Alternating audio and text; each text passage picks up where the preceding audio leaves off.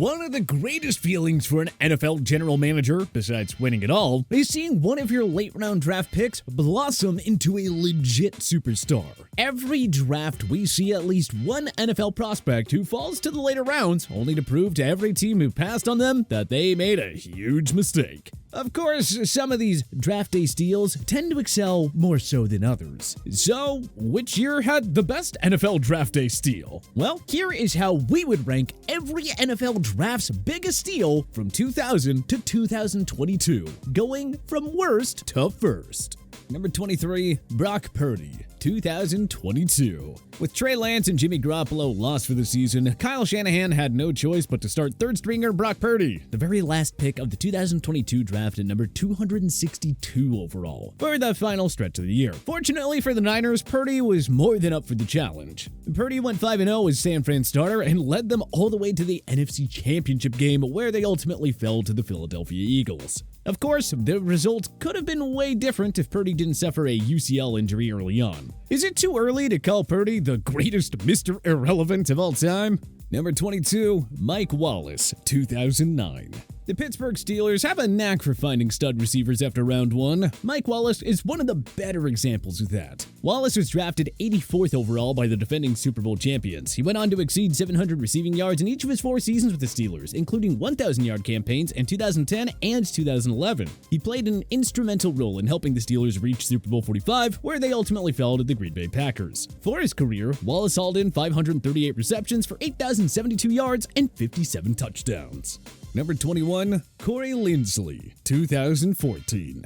Corey Linsley went to the Packers in round 5 at number 161 overall. Linsley emerged as Green Bay starting center in 2014 and never looked back, holding down the fort in Titletown for 7 years. Linsley earned first-team All-Pro nods in his final season with the Pack in 2020. Then he signed with the Los Angeles Chargers in 2021, earning Pro Bowl and second-team All-Pro nods in his first year with the club. Number 20, Amon-Ra St. Brown, 2021. St. Brown could very well move up these rankings over time, but it's just too early to consider placing him any higher. That's not to take anything away from his excellent production through 2 seasons, though. The Detroit Lions took the USC product in round 4 at 112 overall, and boy did he exceed expectations. As a rookie, St. Brown recorded 90 receptions for 912 yards and 5 touchdowns. Proving that it was no fluke, he took it to a whole nother level in year 2 by racking up 106 receptions for 1,161 yards and 6 touchdowns. Number 19, Terry McLaurin, 2019. Part of the impressive 2019 wide receiver draft class, McLaurin didn't go until 76th overall to Washington. After recording 919 receiving yards as a rookie, McLaurin followed it up with 3 straight years of 77-plus catches and over 1,000 yards receiving. Number 18, Jamaal Charles, 2008. The Kansas City Chiefs had a productive, albeit very troubled and unpopular Larry Johnson as their lead back heading into the 08 draft. But they just couldn't pass on the talents of Texas running back Jamaal Charles, snagging him in round 3 in the 73rd slot. Charles was among the NFL's premier running backs from 2009 to 2014 before injuries tragically cut his career short. He hit over 1,000 yards rushing in 5 seasons over that 6-year span. Charles finished his career with 7,563 yards rushing and 44 touchdowns. Number 17, Brett Keisel, 2002. Hey look, another steal for the Steelers. The BYU product slipped to the Pittsburgh Steelers all the way down to round 7 at number 242 overall. Keisel emerged as a game wrecker on a defense that also had Troy Polamalu, James Harrison, Casey Hampton, and James Ferrier. Keisel had 30 sacks over his career and helped Pittsburgh to 3 Super Bowl appearances, winning it all in the 2005 and 2008 seasons. Number 16, Stefon Diggs, 2015. It's stunning to think that this guy fell to the 5th round in a draft class that, looking back with the benefit of hindsight, was rather underwhelming. But indeed, the Maryland product didn't go until 146 overall to the Minnesota Vikings that year. He exceeded expectations by hauling in 52 receptions for 720 yards and 4 touchdowns, but Diggs was just getting started. He had 1,000-yard seasons for the Minnesota Vikings in 2018 and 2019 before getting traded to the Buffalo Bills. And he has taken his game to a whole new level in Buffalo, exceeding the 100-catch and 1,200-yard receiving marks in each of his first 3 years there. Number 15, Fred Warner, 2018. Orlando Brown Jr. and Mark Andrews deserve honorable mentions here, but Warner might be the best off-the-ball linebacker in the game. Warner was taken 70th overall by San Francisco in 2018. He and Nick Bosa have been the engines of a stingy San Fran defense that powered the team to a Super Bowl 54 appearance, as well as NFC Championship game berths in the 2021 and 2022 seasons. Number 14, Cooper Kupp, 2017. There wasn't any real hype surrounding the Eastern Washington product, but the Los Angeles Rams took a chance on him in round 3 at number 69 overall. And how did that work out for LA? Well, they recorded winning seasons in each of Kupp's first 5 years, winning 3 NFC West Division titles and earning a wildcard berth. They won 2 NFC Championship banners and Super Bowl 56, where Kupp, by the way, was named Game MVP. Kupp won 2021 Offensive Player of the Year honors after leading the NFL in receptions, receiving yards, and receiving touchdowns. This is the dude that had to watch 68 other guys get picked before him. Wow. Number 13, Steve Smith Sr., 2001. Smith Sr. was overlooked by draft scouts and analysts because of his 5'9" frame, which was especially small for receivers in those days. But he sure rewarded the Carolina Panthers handsomely for taking him with the number 74 selection. All Smith did was earn 5 Pro Bowl nods in his career while racking up 1,031 receptions for 14,731 yards and 81 touchdowns. He led Carolina to the playoffs on 4 occasions, including to the 2003 and 2005 NFC Championship games. And of course, to a surprise appearance in Super Bowl 38. Number 12, Brandon Marshall, 2006. The Denver Broncos drafted the big-bodied Central Florida wideout in round 4 with the 119th pick. Marshall had a quiet rookie year with only 309 receiving yards, but he kicked it into another gear as a sophomore. In 2007, Marshall racked up 102 receptions for 1,325 yards and 7 touchdowns. It was just the first of 7 consecutive 1,000-yard seasons for Marshall, despite never having an above-average quarterback. Marshall had 6 seasons of 100-plus receptions and 8 1,000-yard receiving campaigns. He finished with 970 career catches for 12,351 yards and 83 touchdowns.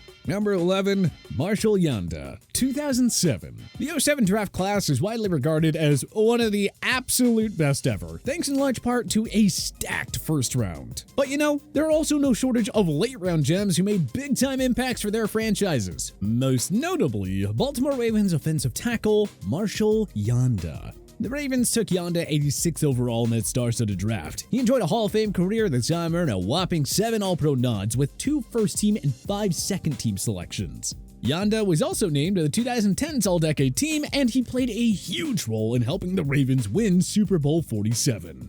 Number 10, Jalen Hurts, 2020. Second-round picks rarely count as draft steals, but we had to make an exception for Hurts. Plus, aside from Alex Highsmith, who went 102nd overall to Pittsburgh, there aren't any other late-round selections from the 2020 class who have greatly exceeded expectations up to this point. Despite having Carson Wentz under contract, the Eagles stunned everybody by taking Oklahoma QB Jalen Hurts 53rd overall in 2020. And you know, now we see why they did it. Wentz's play regressed dramatically in 2020, leading then head coach Doug Peterson to bench him in favor of Hurts. The latter showed enough promise to earn the starting job in 2021, and he responded by helping Philly to a surprise playoff appearance. Hurts then raised his game to an MVP level in 2022, going for 3,701 yards and 22 touchdowns while racking up 760 rushing yards and 13 rushing scores. Hurts led the Eagles to the NFC's top seed and a Super Bowl 57 appearance where they narrowly fell to Patrick Mahomes' Chiefs. Number 9, Frank Gore, 2005. Third all-time in rushing with 16,000 yards, tied for 19th in rushing touchdowns with 81. 5 Pro Bowl nods and 2010's All-Decade team honors. Yeah, Frank Gore did pretty well for a guy that was taken in round 3 at number 65 overall in 2005. An absolute model of consistency, Gore reached 1,000 yards rushing in 9 of his 16 NFL seasons. Number 8, Jared Allen, 2004. This class is remembered for being the year of the QB, with guys like Eli Manning, Ben Roethlisberger, and Phillip Rivers all getting taken. But it was also the year when the Chiefs found one of the all-time great pass rushers in round 4 with the 126th 6th pick. Kansas City took defensive end Jared Allen in that spot, and the rest is history. Allen twice led the NFL in sacks, including a career-best 22 for the Vikings in 2011. The 5-time Pro Bowler and 4-time first-team All-Pro sits 12th all-time in career sacks with 136. Number 7, Dak Prescott, 2016. The Cowboys took the Mississippi State product in round 4 with the 135th pick, even though they had a Pro Bowler in Tony Romo. Well, let's just say Jerry Jones saved the franchise with this move. Go Cowboys! Romo suffered a vertebral compression fracture in a preseason game, forcing the Cowboys to roll with Dak. And all he did was win Offensive Rookie of the Year honors after leading Dallas to the NFC's top record at 13-3. Though his playoff performances have been disappointing, Prescott consistently puts up Pro Bowl stats and has Dallas in contention every single year. They made the playoffs under his guidance in 2016, 2018, 2021, and 2022, including 3 NFC East Division crowns. Number 6, Jason Witten, 2003.